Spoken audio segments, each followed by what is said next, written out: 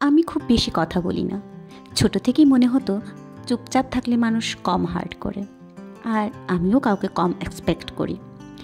কলেজে সবাই আমাকে শান্ত ইন্ট্রোভার্ট বলতো, কিন্তু সে, হ্যাঁ অর্ণব, ওটা কখনোই বিশ্বাস করতো না। আমি প্রথমে অর্ণবকে দেখেছিলাম লাইব্রেরিতে। ও পাশে বসে বলেছিল, তুমি কি সবসময় বইয়ের ভেতর লুকিয়ে থাকো, নাকি কারো থেকে পালাচ্ছ?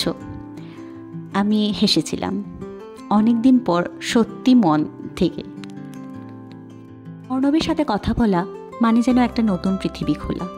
ও খুব সিম্পল কিন্তু খুব কেয়ারিং। ওর চোখে একটা অনেস্টি ছিল, যেটা আজকাল খুব কম দেখা যায়। একদিন ও হঠাৎ বলল, তুমি জানো, যখন তুমি হাসো মনে হয় সারাদিন ভালো যাবে।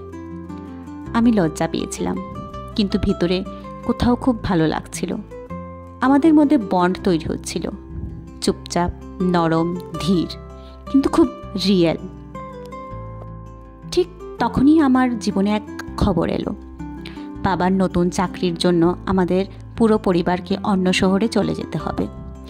অর্ণবকে বলার সময় আমার গলা কেঁপে গিয়েছিল। ও একটু চুপ করে আমার দিকে তাকিয়েছিল। তার সেই চাওয়াটায় একটা প্রশ্ন ছিল, আমাদের কি হবে? আমি কিছু বলতে পারিনি, শুধু বলেছিলাম, তোমার সাথে থাকা খুব ভালো লাগতো অর্ণব।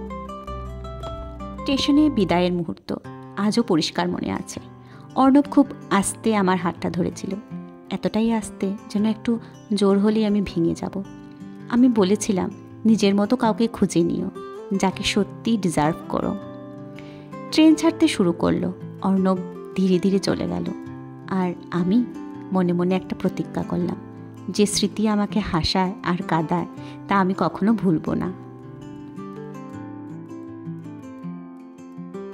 আজও মাঝে মাঝে যখন সন্ধ্যার আলো পড়ে, মনে হয় কোনো এক শহরে একই আকাশের নিচে অর্ণব হয়তো আমাকে একবার মনে করে।